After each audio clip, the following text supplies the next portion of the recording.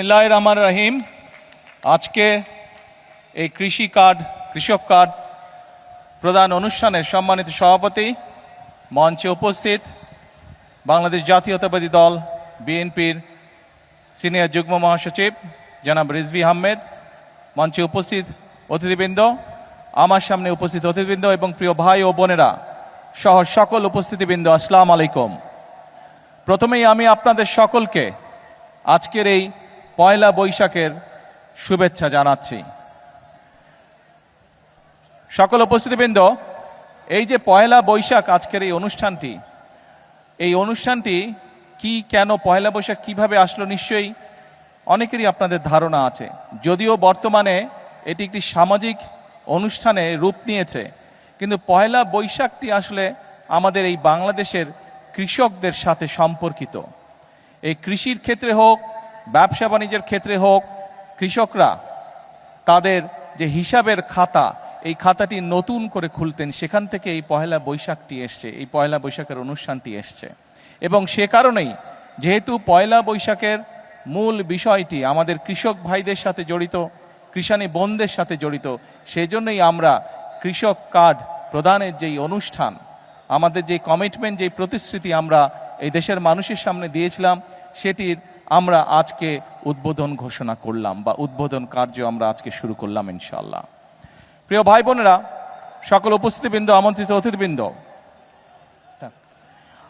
অতিথিবৃন্দ, আপনারা এর মধ্যেই জেনেছেন এখানে অনেক গরম, আজকে খুব রোদ, গতকাল বৃষ্টি হচ্ছে, সব কিছু মিলে অনেক গরম। এই শামিয়ানার নিচে আমি সংক্ষেপ রাখবো আমার বক্তব্য, যাদের কষ্ট হচ্ছে ইনশাল্লাহ আপনাদের তাড়াতাড়ি আমরা মুক্তি দিয়ে দিব এই অনুষ্ঠান থেকে। আপনারা এর মধ্যেই জেনেছেন যে আমরা, যদিও অনুষ্ঠানের যে ঘোষক উনি 9টি উপজেলার কথা বলেছেন, বাট আমার কাছে যে কাগজটি আছে এবং আমি যতটুকু জানি, মোট 11টি উপজেলায় পাইলট প্রজেক্ট হিসেবে আমাদের কৃষক কার্ড প্রদানের অনুষ্ঠানটি হচ্ছে। প্রায় 22,000 কৃষককে আমরা প্রথম পর্যায়ে এই কৃষক কার্ডের সুবিধা আমরা তাদের কাছে পৌঁছে দিতে চাচ্ছি। সকল উপস্থিতিবৃন্দ, আপনাদের নিশ্চয়ই মনে আছে যে এটি একটি রাজনৈতিক সরকার, বাংলাদেশের জনগণের ভোটে বর্তমান সরকার নির্বাচিত একটি সরকার। আমরা নির্বাচনের পূর্বে আমরা দেশের মানুষের কাছে যে সকল প্রতিশ্রুতিগুলো দিয়েছিলাম, তার মধ্যে এই কৃষক কার্ডের প্রতিশ্রুতি ছিল। এর বাইরেও আমরা বলেছিলাম যে কৃষকদের, বিশেষ করে যাদের 10,000 টাকা পর্যন্ত কৃষি ঋণ ছিল, 25শে ফেব্রুয়ারি পর্যন্ত সেই কৃষি ঋণের সুদসহ 10,000 টাকা কৃষি ঋণ আমরা মওকুফ করব। আমরা কমিটমেন্ট দিয়েছিলাম নির্বাচনের পূর্বে। আল্লাহর রহমতে আমরা নির্বাচনের পরে প্রথম সপ্তাহের মধ্যেই আমরা সেই কাজটি সম্পন্ন করতে সক্ষম হয়েছি, যার মাধ্যমে সমগ্র বাংলাদেশে প্রায় 12 লক্ষ কৃষক এই সুবিধাটি পেয়েছে। আজকে আমরা হয়তো মাত্র 22,000 কৃষককে এই কৃষক কার্ডের সুবিধা আমরা এই মুহূর্তে পৌঁছে দিতে সক্ষম হয়েছি। বাট পর্যায়ক্রমিকভাবে ইনশাল্লাহ মন্ত্রণালয়ের কাছে, বাংলাদেশ সরকারের কাছে সরাসরি কৃষির সাথে সম্পর্কিত এরকম লিস্ট করা আছে কৃষি মন্ত্রণালয়ের মাধ্যমে। সেটি হচ্ছে প্রায় 2,75,00,000 কৃষক, তাই তো না? 2,75,00,000 কৃষক। এই 2,75,00,000 কৃষকের কাছে পর্যায়ক্রমিকভাবে আগামী 5 বছরের মধ্যে পর্যায়ক্রমিকভাবে আমরা কৃষি কার্ড তাদের কাছে পৌঁছে দিব। সম্মানিত উপস্থিতিবৃন্দ, আপনাদের নিশ্চয়ই মনে আছে 1991 সালের কথা। দেশনেত্রী বেগম খালেদা জিয়া যখন সরকার গঠন করলেন 1991 সালে, উনি কিন্তু 5,000 টাকা পর্যন্ত কৃষি ঋণ মওকুফ করে দিয়েছিলেন। শুধু তাই নয়, 25 বিঘা পর্যন্ত যে কৃষি জমি ছিল সেটির খাজনাও সেই সময় মওকুফ করে দেওয়া হয়েছিল।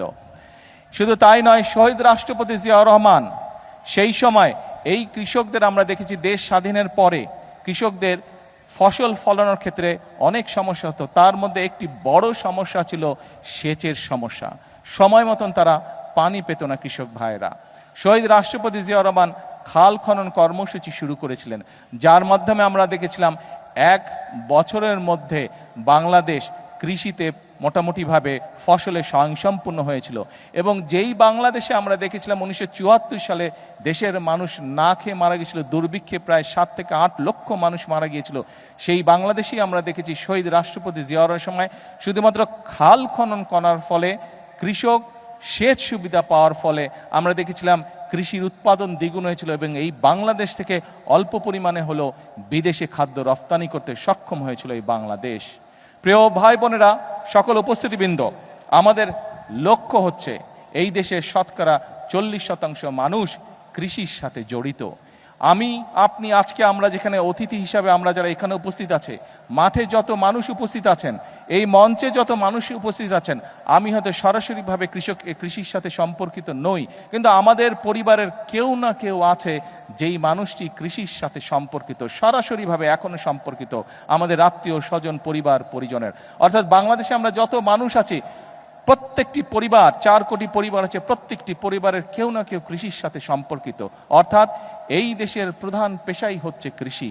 আমি ব্যক্তিগতভাবে বিশ্বাস করি, বাংলাদেশ জাতীয়তাবাদী দল বিশ্বাস করে, বর্তমান বাংলাদেশের মানুষের ভোটে নির্বাচিত বিএনপি সরকার বিশ্বাস করে যে এই দেশের কৃষক যদি সচ্ছল থাকে, এই দেশের কৃষক যদি বেঁচে থাকে, এই দেশের কৃষক যদি ভালো থাকে, তাহলে সমগ্র বাংলাদেশ ভালো থাকতে পারবে, সমগ্র বাংলাদেশের মানুষ ভালো থাকতে পারবে। এবং উপস্থিতবৃন্দ, আমাদের আপনাদের ভোটে নির্বাচিত বর্তমান সরকারের লক্ষ্যই হচ্ছে কৃষককে আত্মনির্ভরশীল হিসাবে গড়ে তোলা, কৃষককে সচ্ছল হিসাবে গড়ে তোলা।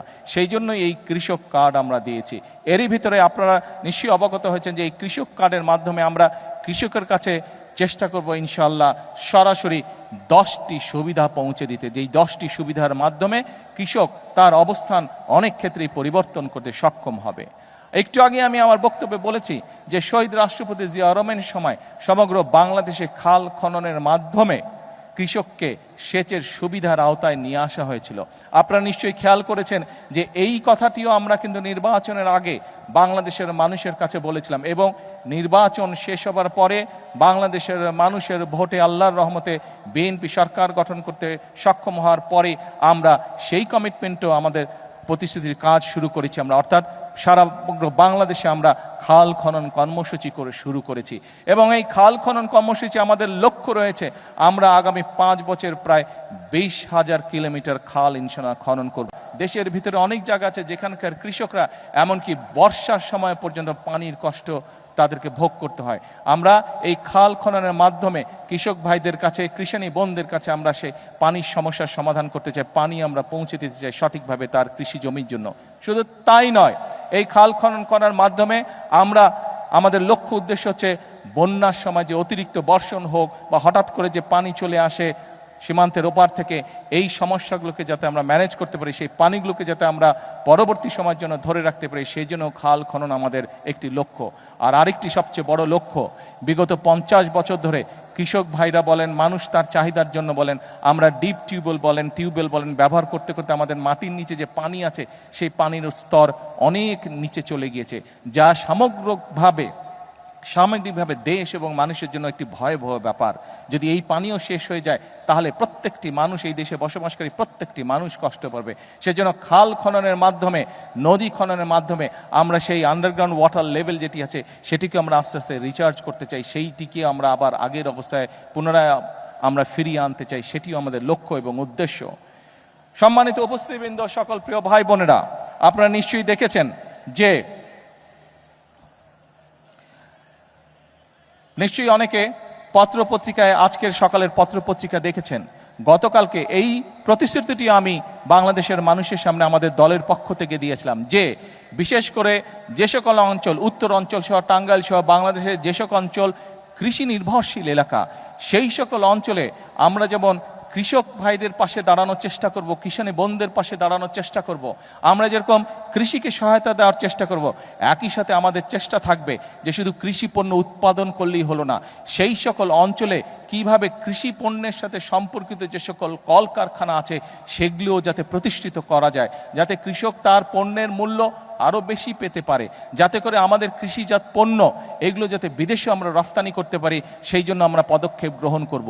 এবং আপনারা নিশ্চয়ই অনেকেই, সকলে না হলে অনেকেই পত্রপত্রিকায় দেখেছেন, গতকালকে খবরে দেখেছেন যে আমি গতকাল গতকাল বাংলাদেশের যে সকল ব্যবসায়ী এই কৃষিজাত পণ্যের ব্যবসার সাথে সম্পর্কিত, যাদের এরকম কৃষিজাত পণ্যের কলকারখানা আছে, তাদের সাথে বসলাম। প্রায় 4 ঘন্টা আমি তাদের সাথে বসেছি, তাদের সমস্যার কথা শুনেছি এবং অনেকগুলো সমাধানের চেষ্টা আমরা সরকারের পক্ষ থেকে আমরা চেষ্টা করেছি যে তাদের সমস্যার সমাধান, যাতে করে তারা আরও বেশি বিনিয়োগ করতে পারে, আরও বেশি মানুষকে সম্পর্কিত করতে পারে, আরও বেশি কৃষি পণ্য কৃষক ভাইদের কাছ থেকে কিনতে পারে এবং সেই সকল পণ্যকে ফিনিশ করার মাধ্যমে তারা বিদেশে রফতানি করতে পারে। তাতে করে একদিকে যেমন কৃষক ভাইদের সুবিধা হবে, একইভাবে দেশের জন্য আমরা মূল্যবান বৈদেশিক মুদ্রা পর্যন্ত আমরা অর্জন করতে সক্ষম হব। প্রিয় ভাই বোনেরা, প্রিয় কৃষক ভাইরা, কৃষানী বোনরা, আমরা জানি কৃষক ভাই বোনদের আরেকটি বিশাল সমস্যা রয়েছে।